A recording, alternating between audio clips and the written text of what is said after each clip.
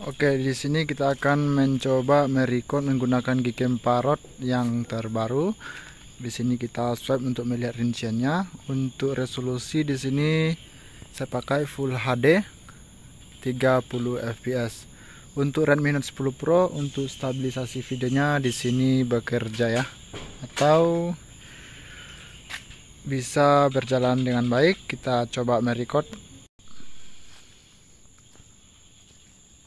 Oke, dan ini adalah perekaman Gcam Parrot di 30 fps.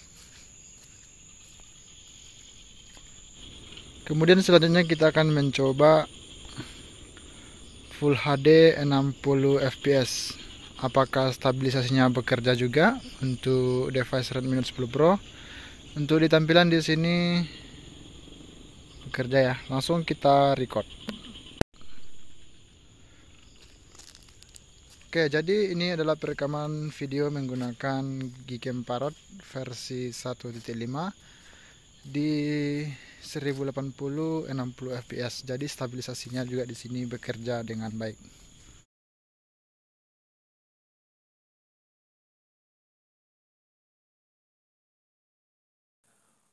Oke, jumpa lagi di channel Uncam Samanginelai. Di sini saya akan membagikan settingan untuk Gcam Parrot 8.4 versi 1.5 yang terbaru, dimana settingan kali ini atau Gcam Parrot ini kita tahu bahwa karakter warna yang dihasilkan seperti ala-ala Gopix ya, atau Google Pixel.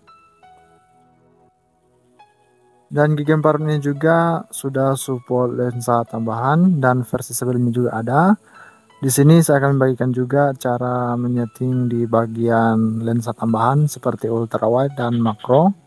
Di situ kita ada setting ID yang kita cocokkan untuk device kita. Di sini juga saya membuatkan atau membagikan hasil video menggunakan Gcam Parrot ini. Ternyata untuk device saya Redmi Note 10 Pro di sini stabilisasinya bekerja ya. Jadi teman-teman bisa coba di device kalian, baik itu Snapdragon atau MediaTek.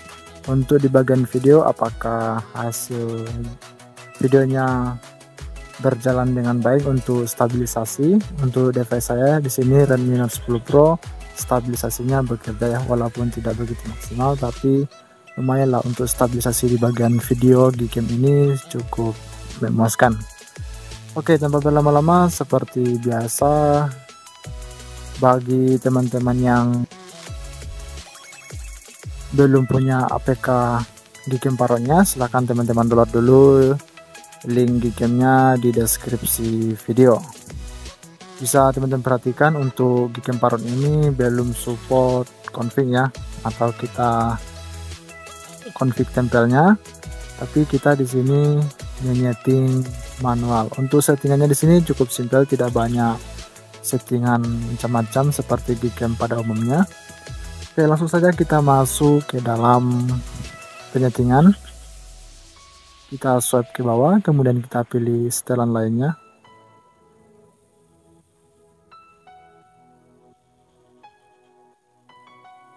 Oke, kemudian kita off kan ini di bagian awal, kemudian kita scroll lagi ke bawah, kemudian di sini ada menu lanjutan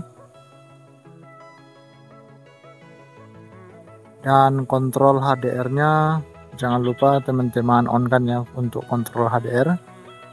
Ini bisa teman-teman aktifkan, sesuai dengan selera teman-teman. Oke, kemudian kita kembali. Untuk petunjuk bingkai kita on kan, exposure juga kita on kan. Untuk rasio fotonya kita kasih yang resolusi penuh. Simpan selfie sebagai di pertinjau kita on kan, kemudian stabilisasi videonya di sini kita on kan, dan juga zoom audio ketika kita menggunakan audio tambahannya. Jadi Gcam ini sudah support zoom audio. Oke, kemudian selanjutnya di sini kita masuk ke bagian pengaturan modifikasi. Di sini tidak terlalu banyak untuk settingan. Yang seperti biasa di sini kita on-kan saja di bagian ini. Oke. Kemudian selanjutnya lensa tambahan seperti yang saya bilang di awal tadi. Untuk device saya Redmi Note 10 Pro, untuk lensa telefoto ID-nya di sini 4 ya. Kalau kita kasih yang 2, 3 akan berubah menjadi monokrom ya, atau hitam putih. Jadi yang cocok untuk Redmi Note 10 Pro ID-nya 4 untuk bagian telefoto. Kemudian sudut lebar juga 4 dan makronya di sini kita kasih yang 3. Itu dia tadi settingan ID untuk lensa tambahan. Kemudian HDR lens frame-nya, kemudian kita kasih yang 25. Untuk merge metodenya bisa teman-teman kasih yang metode pertama, yaitu super zoom jika teman-teman suka zoom ya. Jadi biar hasilnya detail. Kemudian metode kedua dan metode ketiga menggunakan Shasta atau ditingkatkan Shasta. Untuk Shasta faktornya saya kasih yang 10.000.